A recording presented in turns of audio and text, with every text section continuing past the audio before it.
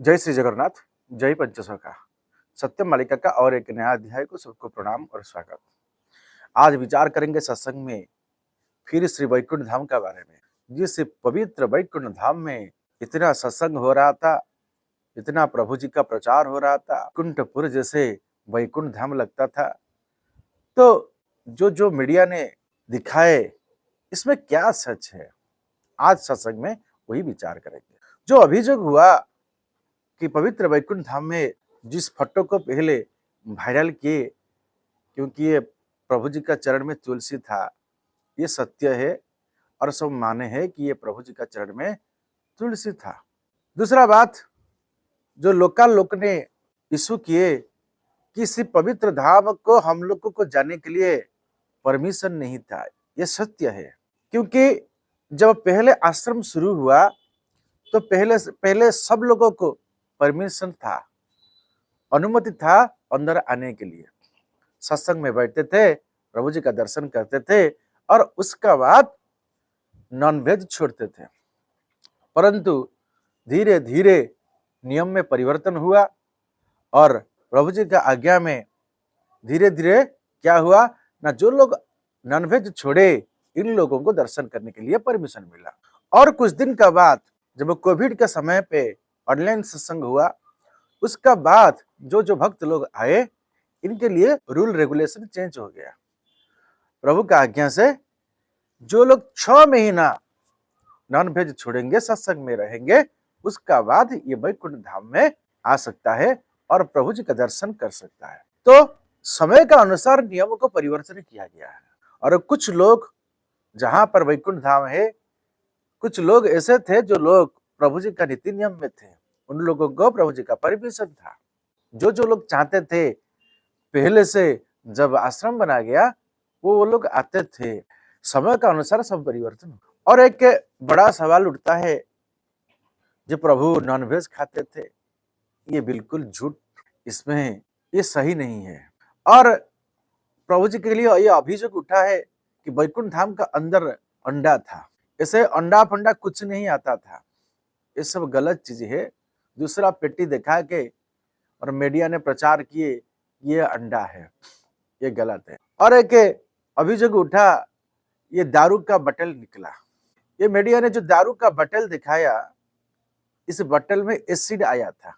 कब आया था? 3 साल पहले जब आश्रम का काम हो रहा था, इसी समय मार्बल का ऊपर कोई सीमेंट पड़ा था। इसको सफाई करने के लिए खुद हमने लाए थे और इसी दिन से इसी जगह पर था और इसमें एसिड आया था। और मीडिया वाले ने देखे तो बिरयानी मसाला गोडाउन से निकाला। बिरयानी मसाला मतलब क्या है? ये क्या नॉनवेज है? तो ये वेज है मसाला, कोई वेज नॉनवेज नहीं है। तो लोग ऐसे बोले, प्रमोट किए और लोगों को बोलने के लिए उसका जैसे से हो रहा है, ये गलत चीज है। और कंप्लेन था कि किसी का बच्चा पैदा करने के लिए प्रभु किसी को स्पर्श करते हैं। महापुरुष अच्युतानंद लिखे है, बंध्या प्रसवीव मारिले मुहात गाई कंचा देव क्षीर विभूति आंभर प्रकाश होइब जानिबे अल्प नर। महापुरुष अच्युतानंद लिखे कि बंध्या को प्रसवित होगा कब? न जब प्रभु उनको स्पर्श करेंगे, आशीर्वाद करेंगे, तो और गाय ने बच्चा पैदा करेगा और दूध देगा। और महापुरुष ने इस सुंदर बात को लिखे है। परंतु ये प्रभु जी के लिए लिखे नहीं है, ये महापुरुष अच्युतानंद की 13 जन्म श्री गुरु माधव जी के लिए लिखे हैं। और गुरु माधव इससे भक्त लोगों को गुरु का स्वरूप में आशीर्वाद देते थे, मस्ते पर हाथ रखे कर। परंतु प्रभु कभी किसी को स्पर्श नहीं किए, बहुत दूर से भक्त लोग उनको प्रणाम करते थे। तो ये गलत चीज है, गलत बात है, ये झूठा बात है। तो फिर प्रभु जी का लिए बोला गया कि प्रभु जी बाइक में किसी गर्लफ्रेंड को लेकर घूमते हैं, ये गलत बात है। प्रभु जी किसी को लेकर बाइक में घूमते नहीं थे, कभी भी किसी को नहीं लिए थे। यदि कभी बाई चांस लिए है तो प्रभु जी उनका बहन को लिए हैं और किसी को नहीं है। ये सबसे बड़ा बात है। और प्रभु जी का नाम पर बहुत सारा इल्जाम लगाया गया कि प्रभु जी मटन चिकन खा रहा है, ये गलत चीज है। और बोला गया जी पंडित काशीनाथ मिश्र ये नॉनवेज खा रहे। पंडित काशीनाथ मिश्र वो ब्राह्मण है, ये जन्म से नॉनवेज को कभी स्पर्श नहीं किए हैं। और सबसे बड़ा बात है वो जो आमिष का जो गंध है ना, इस गंध को वे ग्रहण नहीं करते हैं, इसलिए वो मशरूम भी नहीं खाते हैं, क्योंकि वो सोचते हैं कि मशरूम को जब हम बनाएंगे ये नॉनवेज का जैसा स्मेल आएगा, इसलिए वो मशरूम भी नहीं खाते हैं जीवन भर।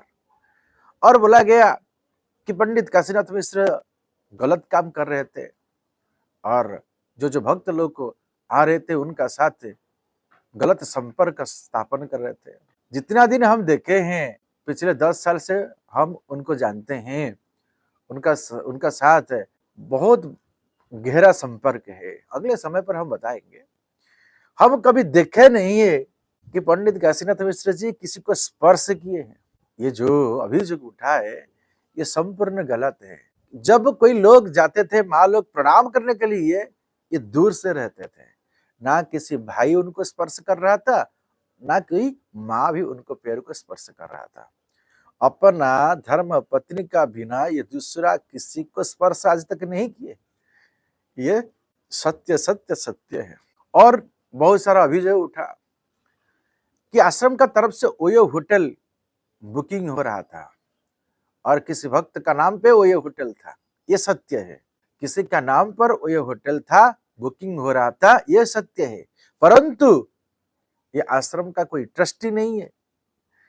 और पंडित काशीनाथ मिश्र और आश्रम का मुख्य पांडव कुमार परिड़ा जी का उनका बारे में कोई ध्यान नहीं है। मतलब उनका अज्ञात में उनका पीछे ये काम हो रहा है। इसमें क्यों बुकिंग किया, किसके लिए बुकिंग किया, वो मालूम नहीं है। परंतु इतना बात है ये सत्य है। और सबसे बड़ा बात है प्रभु जी का, एक टीचर ने आए बोले प्रभु जी का जो स्टैंडर्ड है स्कूल में वो बहुत खराब है, प्रभु जी का पढ़ाई ठीक से नहीं करते थे। ये संपूर्ण गलत है। प्रभु जी तक उनका जीवन भर जितना भी मार्क रखे सब 90% का एबव है, 92, 93, 96 ऐसे परसेंटेज में मार्क रखे हैं। कभी उसका नीचे भी मार्क नहीं रखे हैं। हम बार बार देखे हैं प्रभु जी के लिए कितना झूठ बोलते हैं। एक टीचर का धर्म कभी नहीं होना चाहिए एक स्टूडेंट का विरोध में बोलना। और आज ये कहने के लिए हम बाध्य है कि जो टीचर आए थे प्रभु जी और प्रभु जी का बड़े बहन का जीवन में 2 टीचर ऐसे आए थे जो पढ़ाई के समय में मिसबिहेव किए हैं माँ को और प्रभु जी को, और इसके वजह से दोनों लोगों का एक्सीडेंट हुआ है और दोनों लोगों को स्कूल से सस्पेंड भी किया गया है।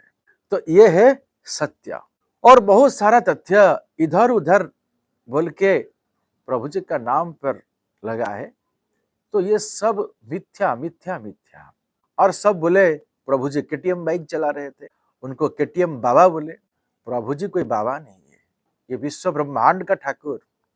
आज नहीं तो कल प्रमाण होंगे होंगे। हम वादा का साथ बोलते हैं, अंतरात्मा का साथ बोलते हैं।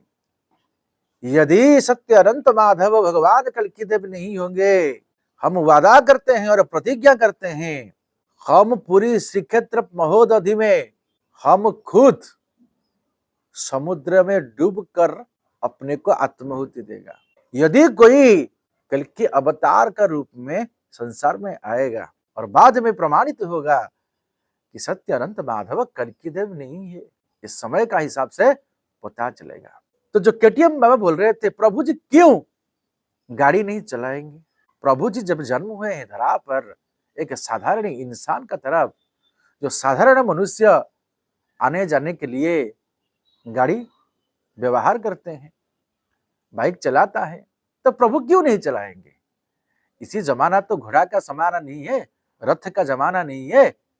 तो प्रभु एक साधारण का इंसान का तरफ जिएंगे और साधारण मनुष्य जैसे गाड़ी चला रहे हैं, प्रभु ऐसे ही चला रहे थे। हो सकता है गाड़ी का वैल्यू ज्यादा हो, वो बात अलग है, परंतु सब लोग जैसे खाते हैं, पीते हैं, सोते हैं, नाचते हैं, गाते हैं, सब कुछ करते हैं, तो प्रभु भी अपना जीवन को ऐसे गुजार रहे हैं। इसीलिए महापुरुष अच्युतानंद ने सुंदर भाव में लिखे, घरणिया पणे मुहि हरुथि भी दिन, यानी घरणिया पणे यानी एक गृहस्थ जीवन में एक व्यक्ति जैसे जीवन को गुजार रहा है, इसी हिसाब से भगवान गुजारेंगे।